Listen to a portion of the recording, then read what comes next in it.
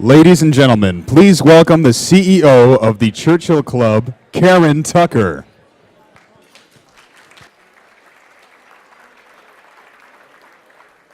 Thank you very much. Hello, and welcome to the Churchill Club. Our program this evening is called Masterful Leadership, Standing the Test of Time.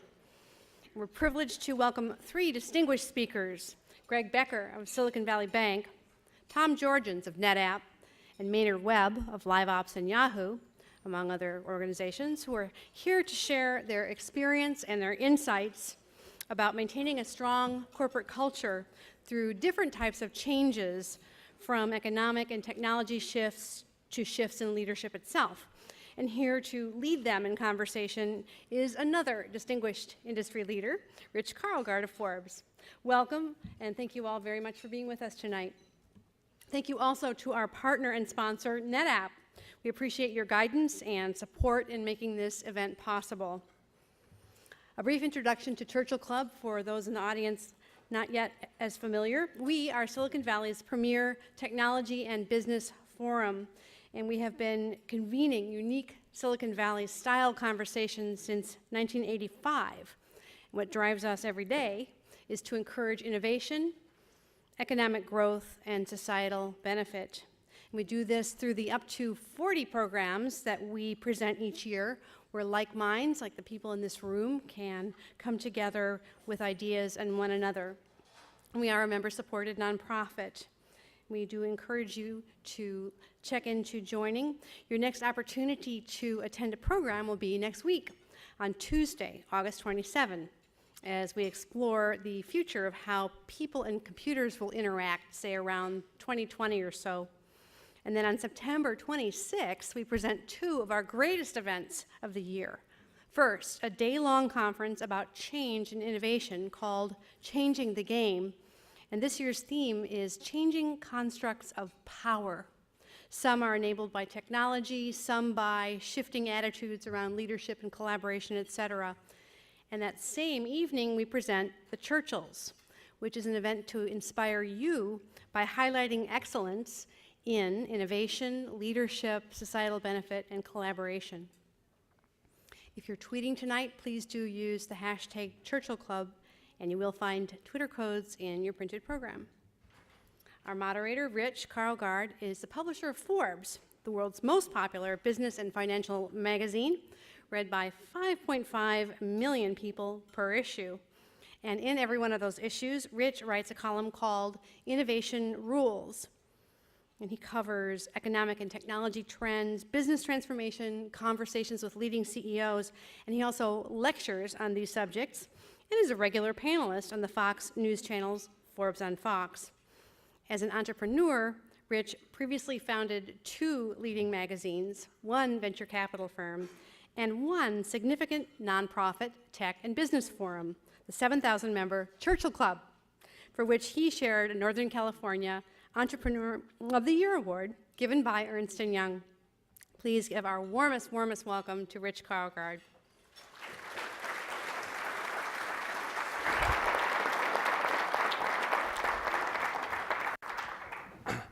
Thank you, Karen, for that lavish introduction. The reason we have 7,000 members in the Churchill Club from Karen Tucker, past Chairman Avery Lyford,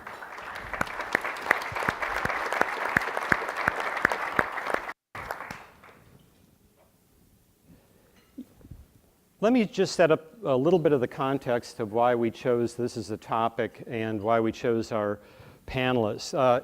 It's not exactly headline news to describe the economy as not as robust as any of us would like. The US is growing at 2% a year. It should be growing at 3 or 4. China's slowing down.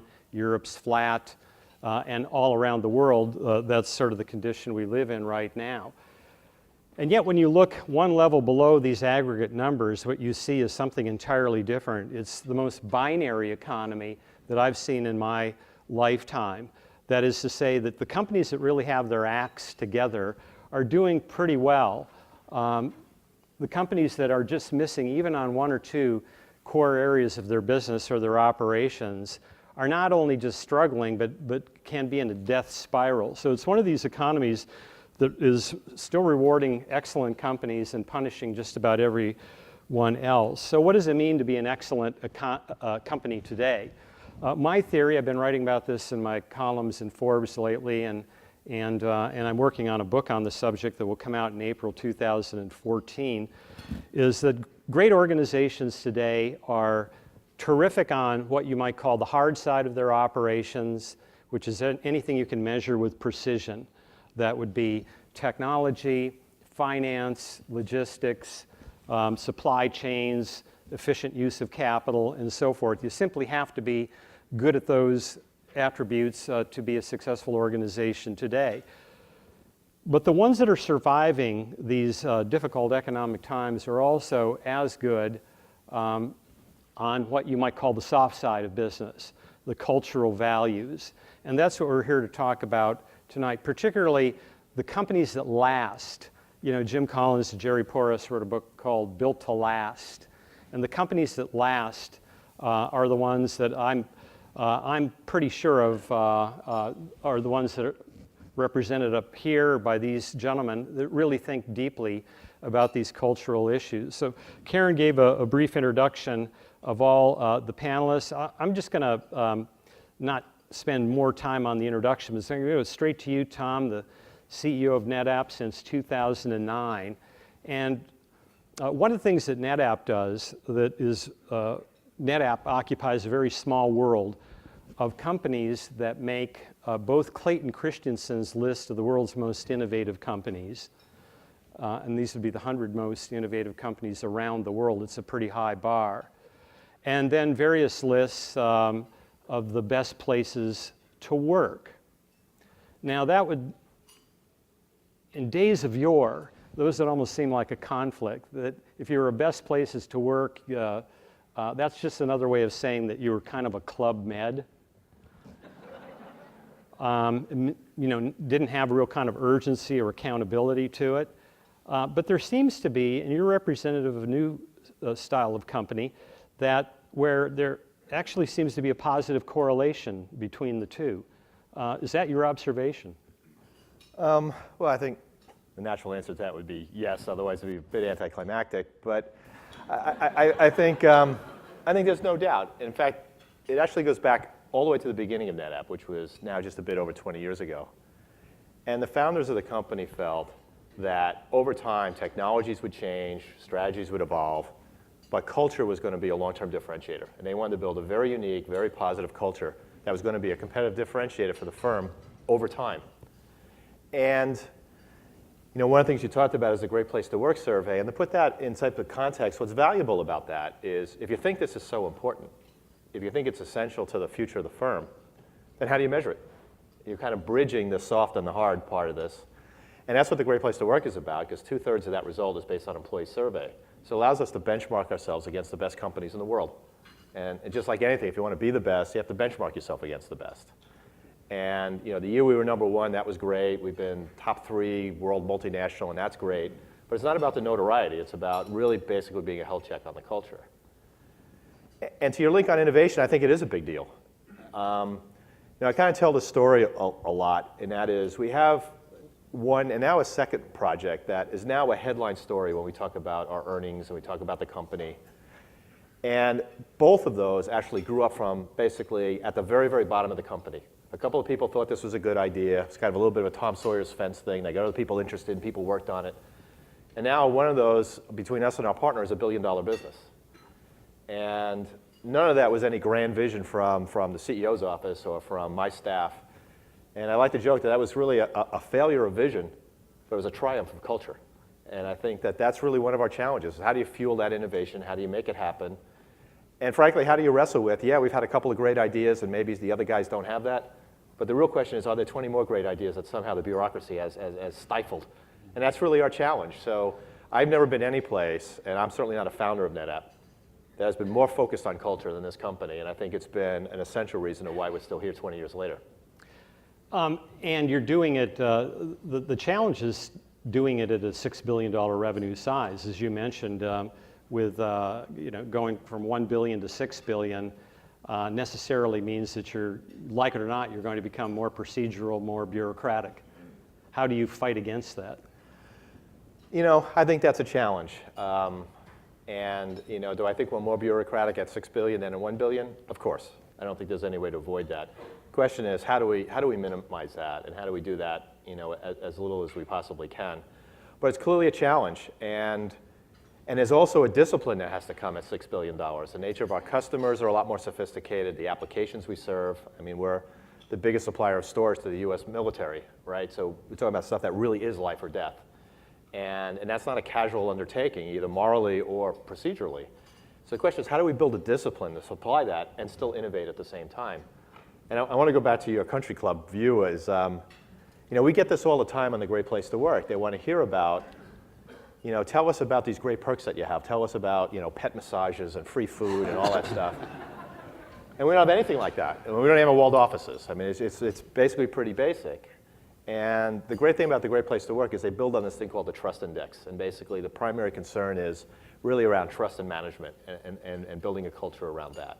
So for us, I don't think that we're a great place to work because we goof off. In fact, I make it very, very clear that the Great Place to Work activity and the culture enables us to win, but we should be under no illusion that winning sustains the culture. No company was a great place to work the day before they went out of business. We'll come back to what are the things that you do, the specific things you do to facilitate trust, because I think trust is so important. The absence of trust is, in effect, a transaction cost on almost anything you do. It really slows you down. But I want to go to Maynard Webb, who is the chairman of LiveOps, the acting chairman of Yahoo. He's got a very eclectic career that I'd love to have him share a little bit about, spanning eBay, one of your first jobs at IBM. But tell us about your unusual academic background. Oh, awesome. Well, coming out of high school, I was recruited to play football for Annapolis. Got appointed to go to the Naval Academy and didn't go, which my mom will, forever hold me and, be upset about. And so I went out and worked construction for about 6 months, and I realized that everybody told me to slow down, Webb, you're moving too fast. And I realized that everybody was doing exactly what I was doing, and I didn't want to do that for 35 years. So I raised my hand and said, Mom, can I come home? I'll pay my way. I want to go through school. And so I came home and went to state school in Florida and majored in criminal justice. I was going to go on Which gives you an excellent background for Silicon Valley culture. Exactly. I was going to go on to law school, and my senior year I became an intern in Boca Raton as a security guard. And they had no openings, and they liked me, and because I was working hard, and they said, would you take a job in Rochester? I thought they meant New York. It was Minnesota. They were both cold and a long way from Florida, but it was a security guard job. But IBM, I will forever hold dear in my heart. They grow talent, and they gave me a chance to manage people within like 6 months in a supervisor role, and then I started teaching myself the program, and I kept knocking on every door that was open. There was a job open for computer security, and back then it wasn't a cool job. And you had, of course, you had a background in security. Yeah, well, nobody. Security guard. Exactly. This is exactly where it should go. And so I every one-on-one, I would go to my boss and I'd say, I'll do that job for free because it's open. And the system programmers didn't want to do the job because they thought it was beneath them. And I said, I'll do that job. He says, you have a job. I said, I know, I'll do that job and that job. But, he wouldn't let me do it. And so I was probably not the easiest person to manage, because I went back the next week and said, you're 1 week in, more to do, and nobody's doing that job. Let me try it. And finally, somebody from corporate came down and said, give that Webb kid a chance. And within like 6 months, I was this supposed expert that traveled around the country and broke systems for everybody, which was a lot of fun. And so I once cut like a multi-million-dollar check that they didn't know that I had gotten, and I gave it back to them. And my first management job was in finance. I had never been a finance guy. My first director job was in product management. I'd never been in product management. I went to Silicon Valley to be a CIO and Quantum and Bay Networks and Gateway, and I just like to do things that I think are cool and fun. And this is your eclectic background and the fact that you volunteered for things that people wouldn't do really is, in many ways, shaped your view of what a healthy corporate culture looks like. Do you want to say a few words on that? Well, I really believe there's more in all of us, and that everybody in this room and in this world has more to contribute than they're often asked to. And when they're challenged correctly and they have an opportunity to grow, they step up in ways that were never imagined. I certainly couldn't have imagined the kind of career I've been able to have, nor did I expect to have it. But I had an open mind, and I had a good work ethic, and I constantly was interested in learning and growing. And I think we need to make sure we treat all of our people in that same way. That, how do we make sure that the talent we have goes up to be their full potential? I think half the country hates their job. That drives me crazy. At a place where you make all your money, spend all your time, it ought to be a source of joy and inspiration, not a source of dread. So I think we have work to do to make sure we help everybody get to their destiny. Well, I want to come back and ask you about your snapshot views of some of the corporate cultures that you've worked for in your career, and what you've learned, both what to do and what to avoid. But I want to get to Greg Becker, CEO of Silicon Valley Bank since 2011. Silicon Valley Bank was founded in 1982, and Greg is only SVB's fourth CEO. And Silicon Valley Bank was a hidden partner in the founding of the Churchill Club in 1985, when my co-founder Tony Perkins, who worked at Silicon Valley Bank, basically used the postage meter at Silicon Valley Bank. Sent out a lot of bulk mail for our first event. So thank you very much, Greg, for all of that. We wouldn't be here for that. And I guess the apologies would be to Roger Smith for tanking his quarter that year, but you were just small enough then where it might have tanked the quarter. It may have been. How would you describe, when I think of Silicon Valley Bank, I think of it as the world's most interesting community bank, in the sense that you're in all these technology hotbeds around the world: Silicon Valley, Seattle, Manhattan, Tel Aviv. I mean, how do you think of yourself? So, I think we do think of ourselves as kind of this bank that's focused on the innovation economy. And even though our name is Silicon Valley, it's not just about Silicon Valley. So anywhere in the United States where there's a presence, that's where we are. And the one thing about technology and innovation is it's universal, it's global. You can be in Shanghai, you can be in Tel Aviv, and sitting down with a company and talking to them, and it still feels like this high growth innovation company. It can still feel like it's Silicon Valley. And I don't know any other industry where you have that connection. And that's why I think even though we're not a huge bank, we do have a global presence. And I think it's that ability to connect globally that makes us unique, because of our clients have that consistency no matter where they are in the world. And that is a unique aspect that we really take to heart as a company. And one of the things that Silicon Valley Bank has done well, and not every company or even a majority of companies in Silicon Valley do this well, has been you haven't stumbled on CEO succession. I mean, from Roger Smith to you, it's been pretty darn seamless, where each one has taken the baton and run another fast leg. My explanation would be that if you have a great culture, this happens, and if you don't have a great culture or a really strong point of view of a culture, then the CEO succession is a roll of the dice. Yep, I would agree. I think what's different about I shouldn't say different about us. I think what we hold true is that you have to focus on the most important thing, and whether it's the client, whether it's the values, it's the employees, and we were talking earlier about this, where it is so easy when things are going well for everyone to feel like they're on the same page and they're all connected together, and gosh, this is such a great culture, and we're all doing great, and the stock price is doing well. But honestly, where you really find out about culture and you really find out about what it's like to be a team, and you do have that trust, Tom, that you were talking about, is when the times are tough. And we've been through two significant downturns, right? One was the tech bubble in 99 or 2000, 2001, and most recently. And in some ways, it was actually that felt the deepest connection to employees and the deepest connection to the market, because you really had this single-minded focus on weathering the storm and working together. And that's where I think the culture is so important.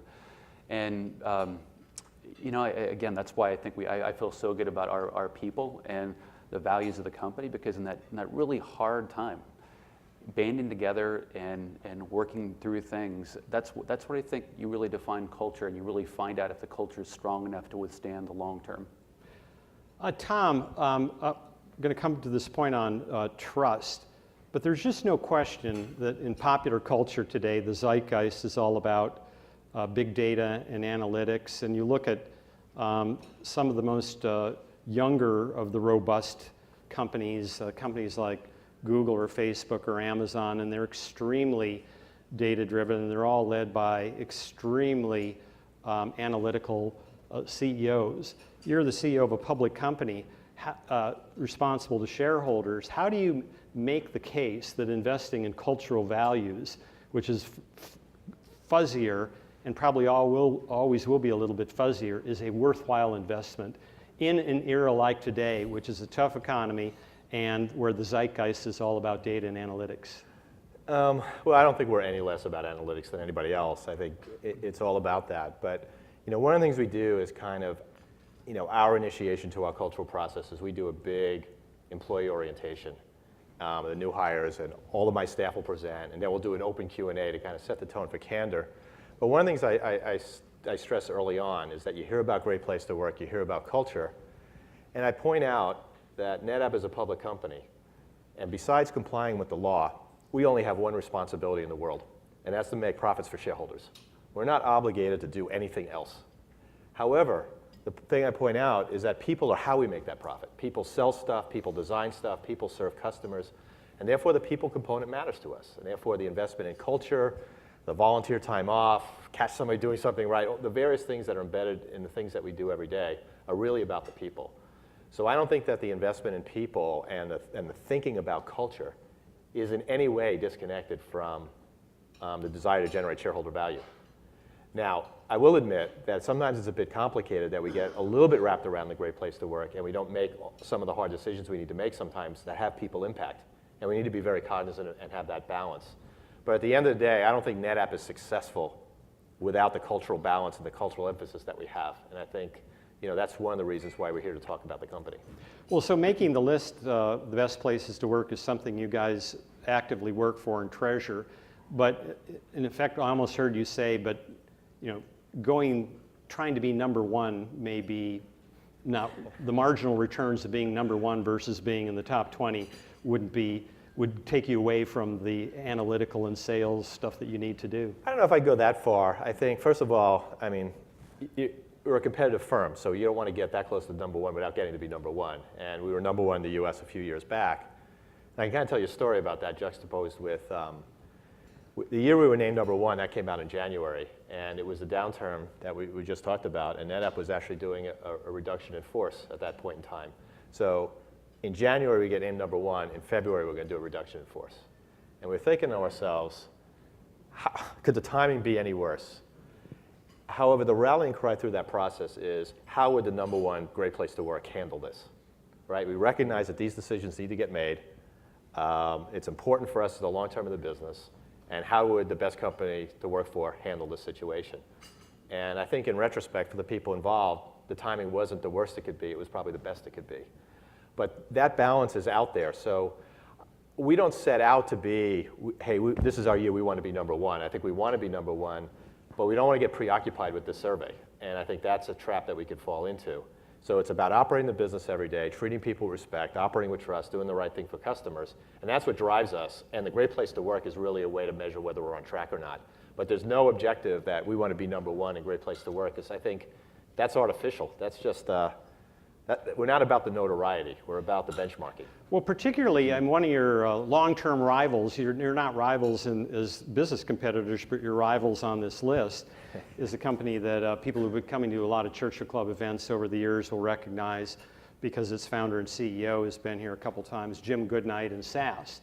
But SAS is a privately held company. I mean, isn't it kind of unfair? I mean, it's your disadvantage that you're competing against a guy who doesn't have to show a profit, who can, who can put in Olympic-sized swimming pools, who can have a great K-12 school on campus. That's right. Who can have fleets of private jets flying his employees around to sales meetings. That's pretty darn cool.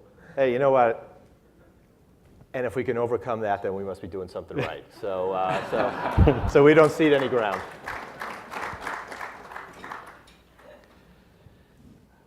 Maynard, give us some examples in as much detail as you feel comfortable with, but even cross the line and be uncomfortable on this. But what are some great examples of companies that you've been affiliated with, either worked for or consulted with or been on the board with? I know you can't talk about present board memberships, that did things right on the cultural side, particularly during a down period, and then maybe some companies that appeared to have it all going right, but they really weren't good on the culture, and when things deteriorated, as a result, they were not able to recover. I'll give you, I'll talk about two companies that I spend a lot of time with. One is IBM and the other is eBay. And I said earlier how I owe much of my success to the great chances and mentoring that I got at IBM.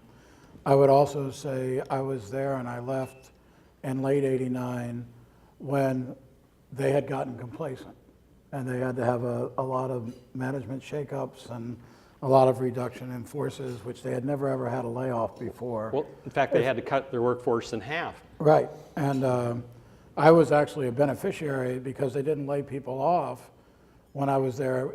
Boca was one of the places that was moving their manufacturing to Raleigh. And so they said, we're going to take every manufacturing person and make them either a salesperson or a programmer, right? And no one ever gave me the stats on how well that went. But they then said to everybody else, just based totally on seniority, you're eligible for 2 years salary, $25K, 2 years benefits if you volunteer to leave.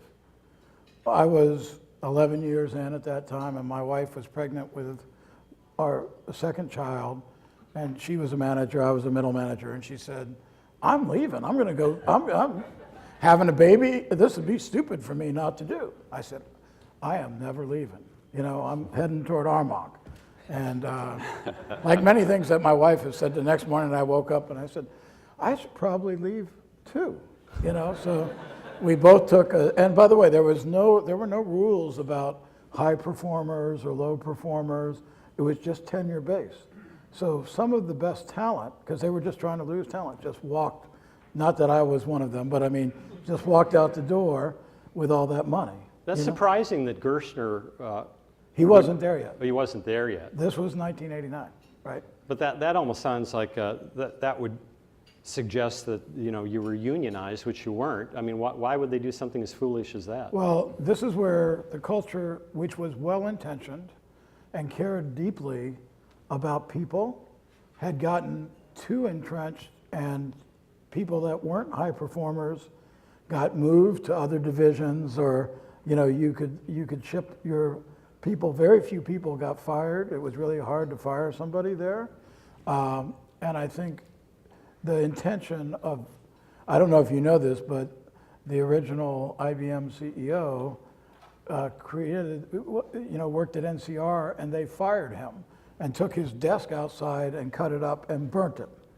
So T.J. Watson was pretty much a fan of giving, he cared about managing performance, but he also cared about treating people very, very well. And I think we did, but maybe to the point of letting too many poor performers still exist in a big company. And then you were going to tell us about eBay and working with Yeah. Meg Whitman. Well, eBay's been a journey, but I think as I was joining the company, they went through a huge problem with site outages. And Meg made every employee, instead of running from it, we used to have CNN in the parking lot every day talking about how we couldn't keep the site up. And she put the company on hold, and she made every employee call a community member and apologize and say, we're sorry, what can we do to make it up? And that's when, when we started doing things like having to publish how our site was performing, which as a new guy walking in and it wasn't performing well, wasn't that comfortable, because you'd be like, you mean nobody noticed that we had a hiccup and now you want me to tell everybody? And they said, yes. And so then you'd see it in the press, but what doesn't kill you makes you stronger.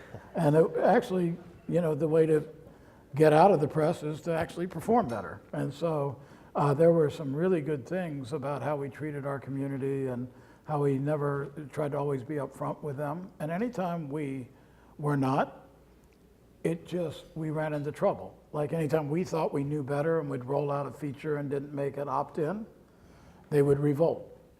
So you put a little opt-in feature and most of the time they'd say yes.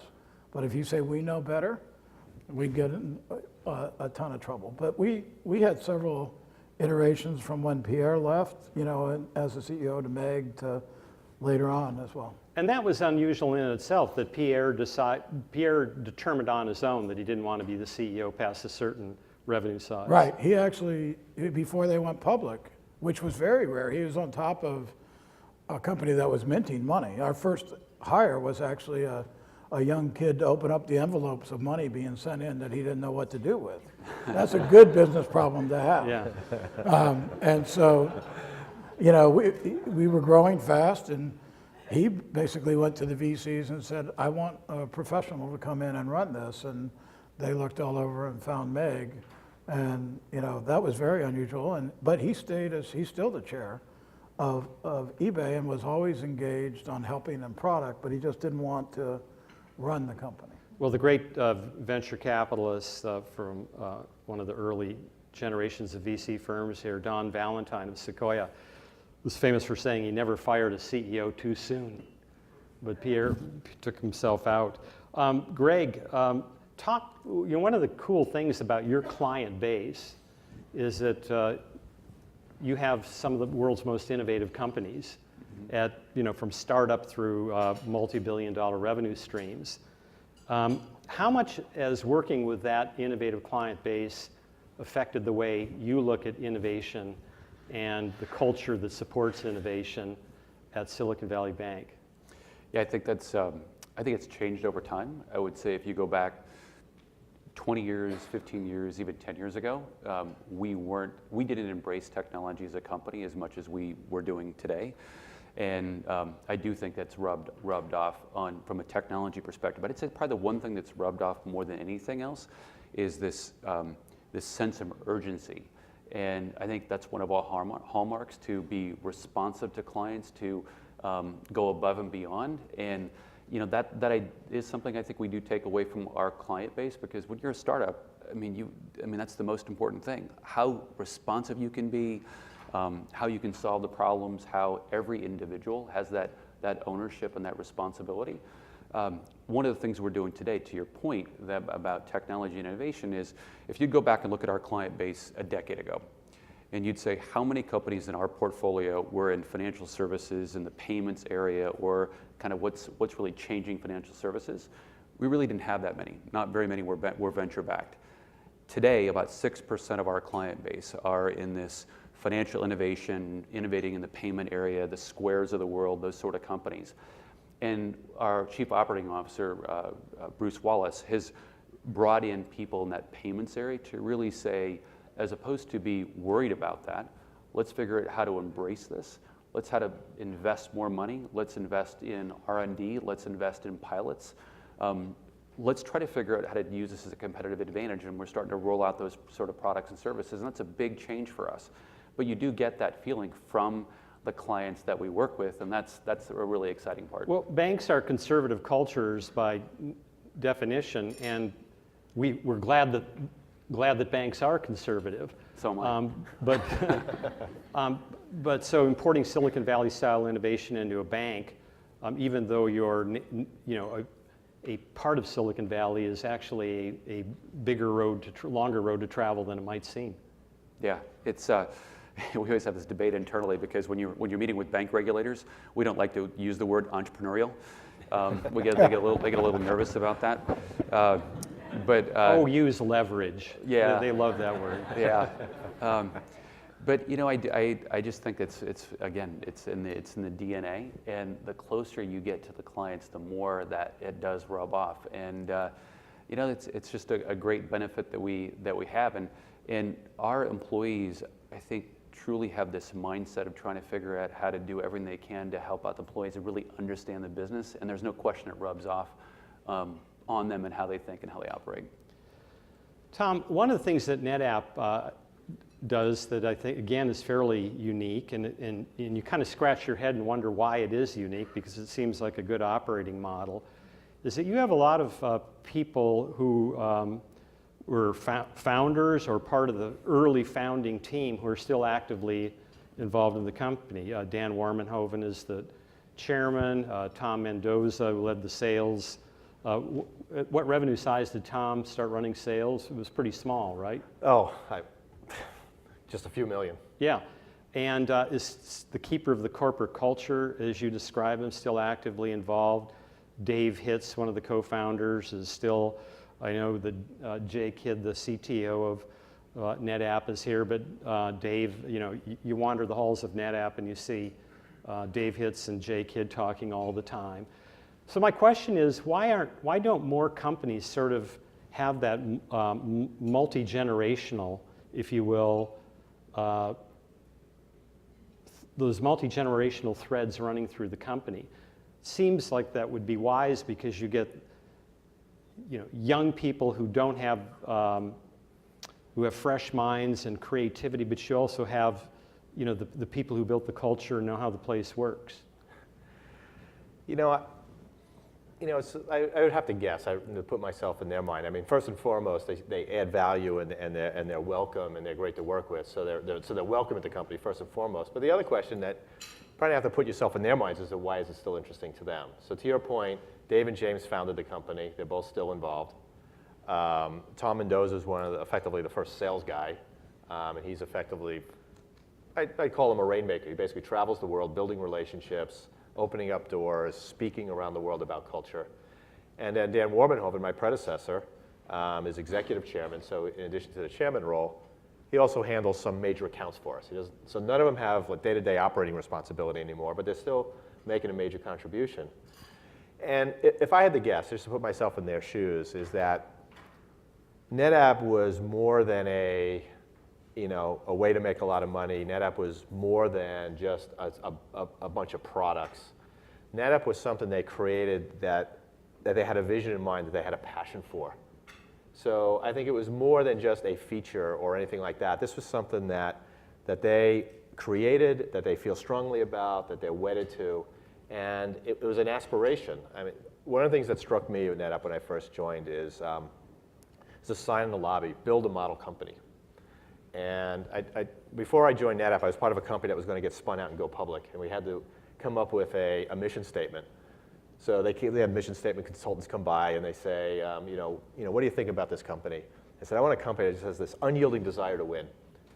And they said, well, that's great, but people get the wrong idea. It can be dysfunctional, blah, blah, blah. You got any other ideas? And I said, okay, how about this? How about we want to build a company that we can all be proud of? And they said, oh, that's nice, but how do you measure it, and all this other type of stuff. And we ended up with the same Dilbertonian mission statement as everybody else, something about customers, shareholders, employees, and we put it in the drawer, we never looked at it. So I come to NetApp and I see this thing, creating a model company. And it struck me that was the aspiration, that's what I was looking for. And I think what NetApp had from the beginning, put together by those 4 people, was an aspiration. And I don't think that any level of revenue or any level of size or any level of employees is the culmination of that aspiration. It's always creating a model company, whatever that means at any point in time. And I think they feel like they still have more to contribute, more work to do. And I think that's really it. It's more than a feature or a product, it's an aspiration. And I think that's what they brought to NetApp. Well, Maynard, you were an ex-football player, and I recently read a book that Bill Walsh, the great football coach, dictated to a writer, really as he was, had under the leukemia axe, and it came out in 2007, which I think was also the year he died. But it was called The Score Takes Care of Itself. And it was about building what he called the standard of performance, which Tom just described as a model company. Why do you think, it seems to me sometimes sports teams in the military are way ahead of what companies should be doing when it comes to building these kinds of values. Is it just Well, I think easier at that level because I don't think it's easier at that level. I think there's a lot fewer jobs in the NFL than there are in corporate America, right? And so I think and the shelf life of a football pro is a lot shorter than the average career that an executive has. But for some reason, in the NFL, without a doubt, it's hard to not, you have to be talented and you have to work hard or you're not able to stay. In baseball, think of the level of performance that you have when every time you come up to bat, everybody knows every statistic about how you've done this year or in your career, how many, curveballs you can hit and how many strikes. The Giants were the World Series champs last year and they're close to last this year, unfortunately. And everybody knows why and who's contributing and who's not. Take that kind of level of transparency and ruthlessness, if you will, and then go to the corporate world. And it's a lot fuzzier with who's performing and who's not, and what standards you have to set. So I think they're a true meritocracy on the playing field, not necessarily in life, because there's other things that they do, that we need to model more of that. We have to realize that as an employee or a company, you have to get voted onto the team every day. And if every employee actually came in to work every day realizing that they should be getting reelected to be able to work here, and every company realized that they have to have that employee reelect them to work here. Whole Foods is something like that, isn't it? Yes, they do. And they vote on compensation, and there's a lot of transparencies that most companies wouldn't put up with. I think the whole model, the age of the paternalistic company that took care of you for life, that's kind of gone. I mean, it's nice if you can get it, but there just aren't that many companies that do that anymore. And as companies, we're all looking for talent. Which companies in the audience, how many of you have openings? And yet there's all these unemployed people, so something's kind of wrong in the equation. We're all searching for talent. I want to start with you, Greg, but I'll ask you all the same question here to get your thoughts on this topic, because it goes straight to corporate culture, and then we'll open it up for audience questions. But many people in the room are built companies that if they don't take them public, they hope to be acquired. Silicon Valley's the value of acquisitions. How do you all think about acquisitions and how you bring a company in and meld it into the culture you have? What are some of the principles? What are some of the wrong things to do? How much time do we have? Silicon Valley Bank, we've only done a couple acquisitions over the years, and we've almost all grown through or being organic. And so I'll just talk from a banking perspective, and Tom and Maynard will give you the technology perspective. But the biggest challenge, and I'd say we're a people business, and I think it's incredibly hard to do acquisitions in people businesses. And the reason is that there's when you have a team, you bring a team on, you have a culture as a company, and if you buy a company, typically they have their own independent culture, and melding that in is really difficult. So we did an acquisition of a small investment bank in the early 2000s. And we certainly assumed that it was going to be a great fit, because if you think about our client base, so many of our clients end up getting acquired. And at the end of the day, you can't force the culture on somebody. If they want to be an independent culture, they'll be an independent culture. And so I'd say, philosophically, from my standpoint, I would say I'll never say we won't do an acquisition, but I'm going to be much more skeptical if we were to do something. And from my standpoint, anytime you get more than probably 5, 6, 7 people together and bring a team on board, they almost have an independent culture. I'll give you one example. That we opened up our office in London, and I hired a guy that came out of Royal Bank of Scotland. And he worked there for a long period of time and had a big team. And what impressed me most about him was that when he was building out his team, he actually brought people from Lloyd's and Microsoft and Barclays and all these other banks together, and they're much closer to, they are Silicon Valley Bank culture, as opposed to what they could have been as an RBS culture that happened to be under Silicon Valley Bank. So I personally struggle with businesses that are people-driven from an acquisition perspective. Never say never, but culture is incredibly important. Tom, what are your views on that? I mean, acquisitions are a great way to drive top-line growth. They're a great way to bring in a missing piece of technology or whatever that missing element is that can take a company to the next level. But you also have to know how to structure these acquisitions, whether to fold them in completely, whether to leave them independent or quasi-independent. I mean, that's where it seems like people give too little thought. Well, I think that's the age-old question. I belong to a forum of CEOs that we get together periodically. Mostly we whine about the macro and Wall Street and sell-side analysts and stuff like that. But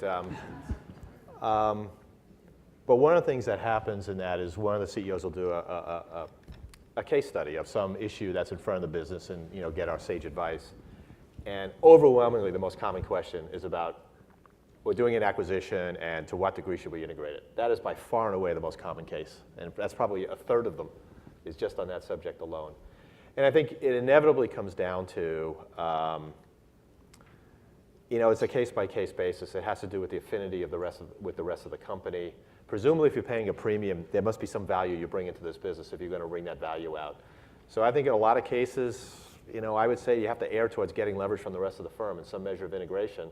But if there isn't a lot of overlap, or it's a very, very different place, and then there's a whole category of cultural issues. We talk about integrating the company we just acquired, but there's also the reaction of the existing employees. Where do you think all that money came from to buy that company? Well, we made that money for this company, and now these guys are treated like prima donnas, and you need to work through those issues too, and those are real, because a lot of these guys, some of them made some money. Yeah, and all of a sudden the parking lot is filled with Tesla S's. Well, my car has 160,000 miles on it, so it's not mine. And I think that we need to work through that. So as far as NetApp is concerned, I think first and foremost, as a technology company, you have to be generating organic growth with your core technology. You have to be doing that. And if you don't have that, no amount of acquisition strategy is going to compensate. On the other hand, as smart as we think we are, there's too many other smart people out there that are going to have great ideas that we're going to need to basically bring in. Either they have great ideas, or technology evolves, or customers evolve. So I think acquisitions are inevitable. And I think there's tuck-in acquisitions, technology-driven, and those things clearly need to be integrated.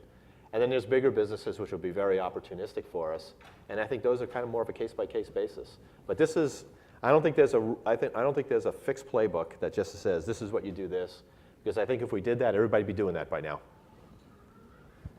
You have strong thoughts on this, Maynard? I couldn't agree more with Tom about there is no fixed playbook, and actually things come in and out of favor. And at eBay, our two biggest acquisitions during my tenure were PayPal and Skype. And in both cases, we managed them more separately, and we tried to integrate with PayPal. We had been at war with PayPal, and they just kept doing a better job on payments than we did. And they'd take us to Washington and talk about how monopolistic we were, which didn't help when we went to buy them, and all that good stuff. But we, from day one, there was so much synergy between eBay and PayPal that just worked, and even though we kept them separate. But there was a lot of worries about how come they got food and the guys at eBay didn't get food? Okay, everybody will get food. How about that, you know? But then on Skype, I think the deal structure itself, first of all, you can argue whether it was a silly acquisition on synergies, and I have to thank John Donahoe and our CFO for making sure we actually sold it for a really good profit eventually so that we don't go down in the Hall of Fame for the worst acquisition ever. But a lot of what went wrong on that one was a deal structure where we had said that they were going to be autonomous and they had an earn-out, and all they had to be focused on was the earn-out and making the numbers, which they were not incented to do anything to work with us, right? And so we thought we were doing something cute financially to drive behaviors, and it did exactly the opposite of what we had hoped to have done. So I think they can be transformational.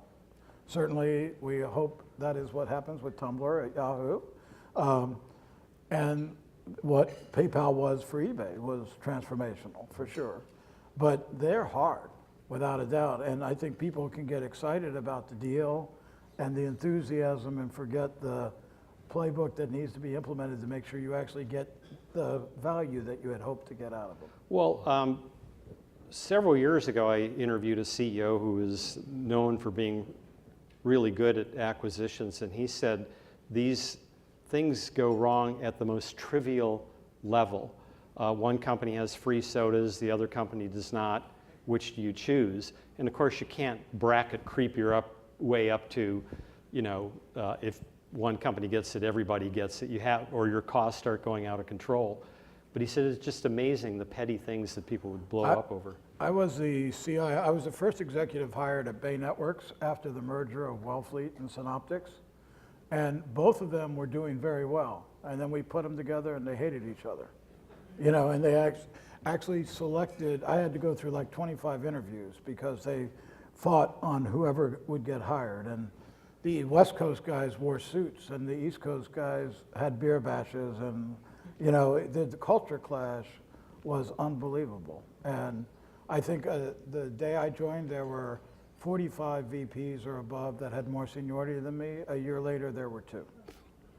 That kind of, and in that year, Cisco kicked our tail and got into switching, and we missed that market, and it was, you know, ended up consumed by internal conflict. Yep, totally. You blinked and they didn't.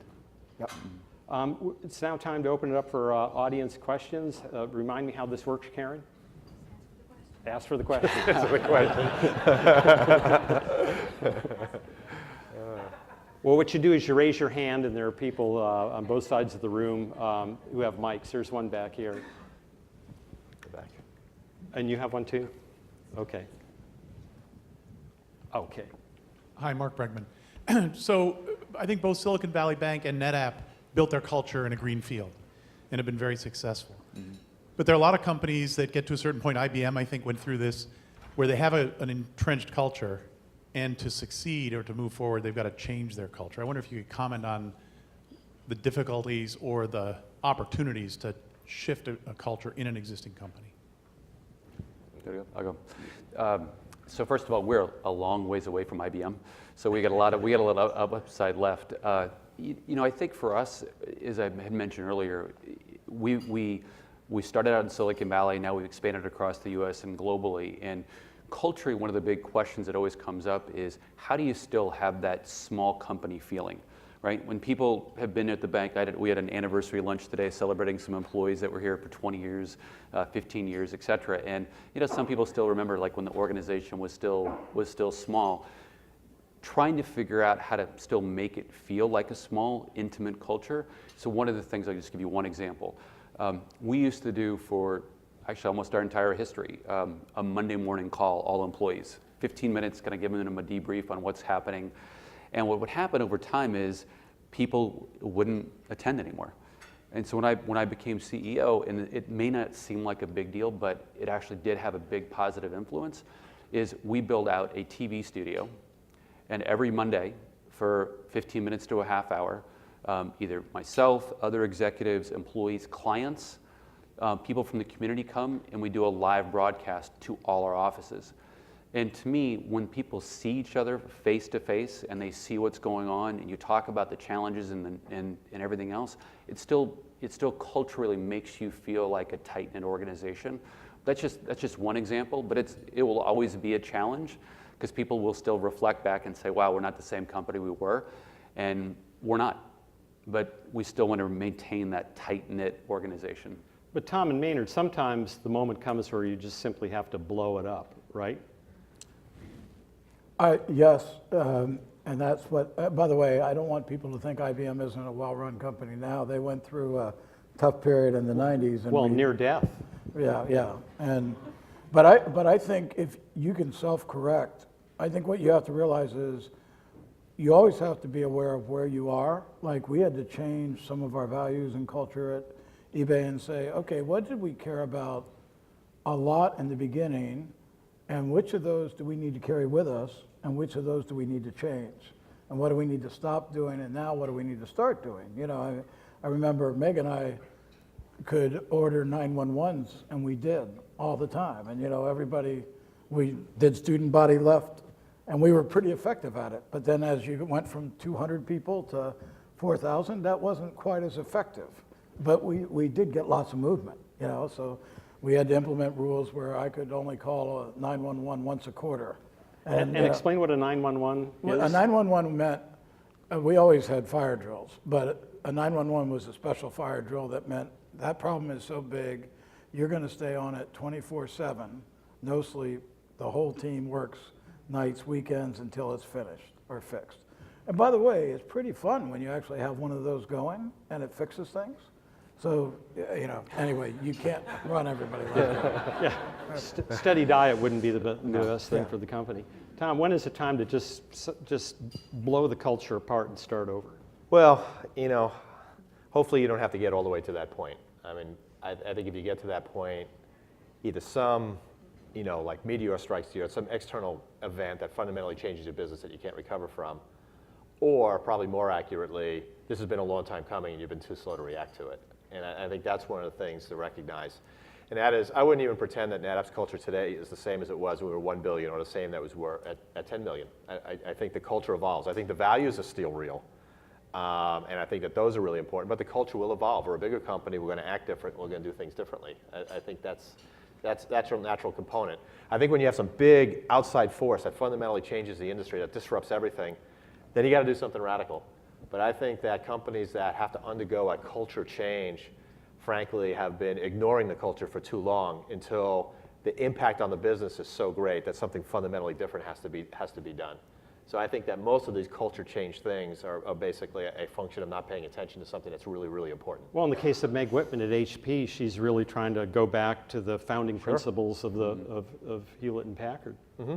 And I think when you have an employee base that's that big, and particularly HP, which was effectively the embodiment of the Silicon Valley culture for so long, and there's such loyalty to that vision and that culture, that's one of the big assets that they have, and you have to leverage that. You have to get people rallied around that again. And you know, I completely agree with that. Rather than just starting from scratch, leverage something that already has demonstrated proven value and staying power. Yeah, and then Dell's version is to take itself private, where presumably they will have long and hard thoughts about what they look like when they come back out. Yeah, if Carl Icahn ever lets them. Yeah. Next question. I'm not sure I think it is on. Okay, so I guess Rich touched upon the relationship between swimming pools and corporate jets and your EPS conflicts. And I guess as one of the essential acts of technology leadership, there might be a more serious relationship between that EPS and the investments you make in terms of driving evolutionary impact through high technology risk. And when that kind of conflicts with Wall Street and what that might do to your short-term stock price, is it that as a matter of principle, you would essentially stick to what you're going to do in terms of building future markets, regardless of what that might do in the short term to your stock price? You want to take that? I can. I think the tension of short term versus long term is always going to be there, and frankly is what we and our teams get paid to really try and evaluate. So there's no substitute for basically operating in the long-term interests of the company, because the long-term eventually happens, and you got to be ready for that. And I think for things that you've got conviction on that are going to have a short-term component or short-term impact, you have to communicate. You have to communicate that directly. But that doesn't mean that the short term doesn't matter. I think that there is a lot of importance of that quarterly discipline. It keeps you focused on a bunch of things, allows you to revisit items quickly. But I think that tension is there. But at the end of the day, I mean, the extreme case is Amazon, right? Amazon is driving growth and driving market share, even at the expense of profitability for extended, for a long period of time. We probably don't have that luxury. We have to balance this, but I think that we've made decisions in the past that we are going to invest an extra point in R&D or an extra point in go-to-market activity because we think that's important, and we're going to basically take the near-term performance of the company down. We've made that trade-off. It's painful. You have to explain it to a lot of people. Not all the shareholders buy into it, but I think at the end of the day, you have to operate with the long-term in mind. If you just think 90 days at a time, I mean, we're a technology business. Technology's got a long cycle time. There's a long gestation period to technology. You got to make some bets. You have to have conviction, and you have to ride them through and course correct along the way. But 90 days is not a way to develop a 2 or 3 year project and stick to it. Otherwise, you're going to invest, de-invest, and by the time you get to the end, it'll take you twice as long. Which is corrosive of the culture. Oh, sure. In the end. Next question. Hello, Janica Clem, Technology Credit Union. Could you speak to the role of corporate social responsibility, philanthropy, community engagement, and corporate culture and leadership, please? I would love. I'll do that. and Okay. somebody- Yeah, sure. I think it's crucial. I think it's crucial that organizations have a heart. eBay was one of the first companies that created a foundation before they went public, but I don't think we did as good a job as we should have after we were public because we had funded it and we used that as a crutch instead of making sure that every year we did things. I think Mark Benioff has done a fabulous job with what he did with his 1-1-1 philosophy of 1% of the company going to charity, 1% of employees' time working on nonprofits, so and we implemented that at LiveOps, and it was one of the foundations that everybody loved. So I think if you build a culture of giving back, we're all more blessed than we ever thought we would be. And we're as busy as we are, we shouldn't be so busy that we aren't finding a way to give back to the communities that help us. The one thing I would add onto that, I think this is important as well, is that one of the challenges, this is a while back in our history, is that it was almost mandated that people had to contribute. And I think once you do that, once you check in, once you track who's doing what, and are they putting some of their money into a charity, I think it really changes. And what we talk a lot about is we have people we hire people, that's their mindset. And what they do is their own, it's up to them, it's their own decision. We'll enable them, we'll provide opportunities for them. But what I always say is, I'm not gonna track who's doing what, because I think people become resentful. And I remember that in our history, and that's one of the things that I think is really important. Well, now the counter example, of course, would be Apple, which specifically does not engage in philanthropic activities or any of the 1-1-1s. And yet nobody can argue with Apple's success or the dedication of its workforce. So I'm making the devil's counter argument here. If I could, I guess we have a bit more of a pragmatic view. First of all, I completely agree with Greg. I was part of an organization one time, and there was enormous pressure on everybody in the organization, and it was tracked, and departments had quotas, and I just felt like that was really, really, really unhealthy. So one of the things that NetApp does, and this is a purely pragmatic point of view, so NetApp does, we pay our employees to do 5 days of volunteer time off. And we encourage people to go do that. And we get asked a lot, what's the value in that? And my view is that people who do that, those are people, people that are going to teach or do disaster relief or build a church or something. Those are people with passion. Those are people with intensity. Those same people don't show up to work on Monday and then start goofing off.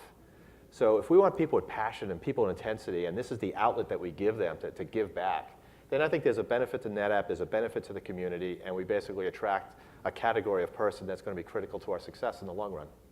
I also like on that Valentine time off is they get to choose.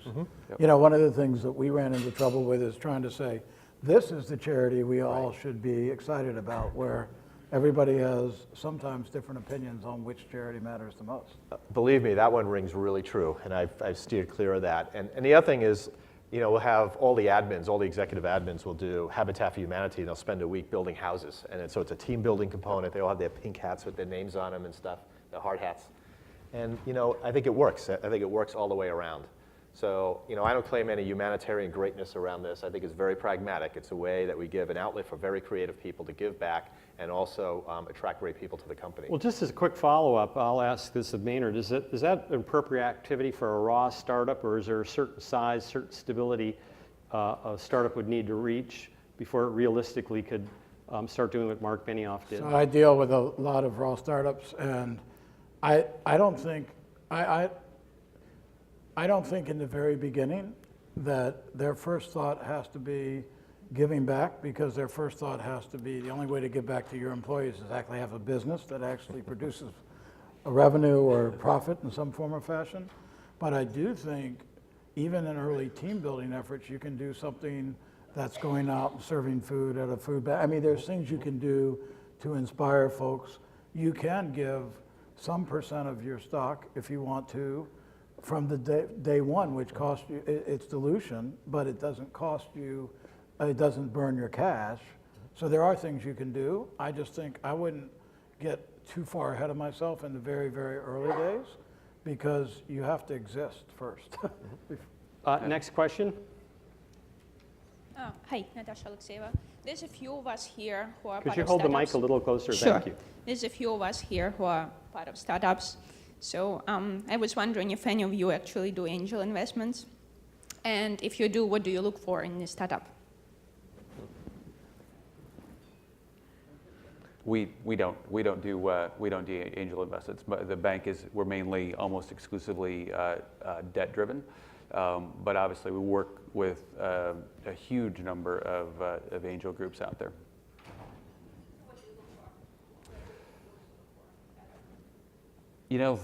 So I'd say it's more of an investment comment, and they're looking for big opportunities, big markets, teams that are motivated. One of the things we were talking about earlier, later this afternoon, was that there's a few venture capital firms that I know that when they look for individuals as founders, they want to see the people that are the scrappy people who haven't, non-silver spoon, who have been through trials and tribulations, who are, they're going to figure out a way to make it work no matter what. And they really spend time thinking about that. It's like, what have you struggled to do, to accomplish, and how have you made your way through that?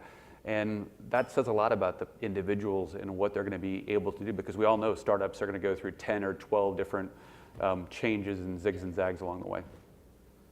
And I'll just I want to just set you up with a quick follow-up note to that. And we were talking about this backstage, the importance of grit. The Silicon Valley, I think, sometimes at its worst, I think we propagate this idea that the only people who are really fit to work here, or the only people worthy of hiring, are people who scored 800 on their math SATs. And that sometimes correlates to grit and sometimes does not. Thoughts on that? Well, first of all, I always am interested in somebody who has produced something. We do work a lot with startups and my investment network, and we mostly do things at the seed and the A round stage. And what I'm always looking for is the talent. And talent isn't just intellect. Talent is also, what did you do? How hard did you work at it? So I always look at team first and the talent. And second thing is, what market are you chasing? Because we have some very extraordinary teams chasing yet another dating site, which is not high on my list, or food delivery service. Or so I tend to like to play in markets that have a lot of upside. And so I look at talent and then the market. And I often take a look at when the person first started working. I want to know, even if they didn't work for money in high school, I want to see like 7 other things that they did instead of just go to school. Because I'm looking for, if you're an entrepreneur trying to break through, it's hard work. And you have to be tough and be willing to take lots of body blows So I'm looking for that grit factor from the beginning. I think, by the way, running big companies is hard work too. So that's, I didn't want you to think that it was. Just to quickly follow up on that, some of the best trained people with the most defined corporate cultures are the military special forces. And they used to have a bias toward stocking it with leaders who had graduated from the academies, the 3 academies. They're at the top of the hierarchy in the military establishment. But they quickly found out that the people with the highest credentials from the academies may look good on paper, but special forces is something else, where the bullets are flying, or you know, you're being dropped from a jet in the dark of night into an ocean with a lifeboat, And so they went to a Harvard psychologist named Angela Duckworth, who came up with something called the GRIT test, which is an acronym, and I can't remember what it stands for, but it essentially predicts will people fold under pressure. Well, at eBay, we produced a lot of pressure. When you're setting pressure, you find out. You see people turn into puddles a lot. So, and the first question we didn't ask were, are you a Harvard or Stanford MBA? We were like, are you in there fixing things, you know, and can you handle it? So I think I would agree with her on a lot of it. If I was going to add two quick comments on that. You know, one of the things that, one of the comments that I make, and I know this irritates a lot of people, is in terms of credentials, is once you're at a certain point in your career, and it's not that far, maybe 5 years, maybe more, all the credentials in the world that you've accomplished don't mean anything anymore, and it's all about accomplishment from that point forward. And I think that's an important realization. And you know, there are members of my staff, a Fortune 500 company, and I don't even know what they went to college or what they even studied, but it doesn't matter anymore. And to kind of put in a little bit different analogy, one of the things that always strikes me is if you watch football games and then the games where they talk about the players and then where they went to college, it's amazing how many of the top teams are not dominated by players from the top schools. Look at the quarterbacks in the Super Bowl last year, right? Delaware and Nevada. And Nevada, I suppose. And, and there's something to be said for determination. There's something to be said for will. And we should have completed that last pass. And Harbaugh shouldn't have wasted 2 timeouts. That's what cost him the game. You don't get to the Super Bowl that often, right? That's right. Well, I detect that we're beginning to slide downhill very fast. Oh, sorry. So you guys have been a wonderful panel. Let's give these guys a hand.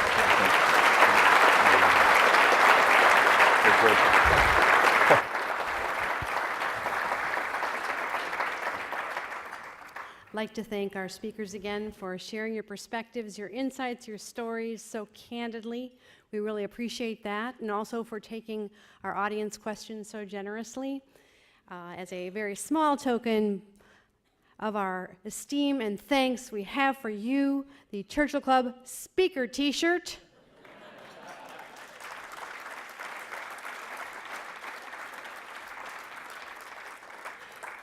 Please wear it in good health. Thanks again to NetApp for sponsoring this program. The recording will be available on our YouTube channel within a couple of days, and you have been a wonderful audience. Thank you so much, and we'll see you soon.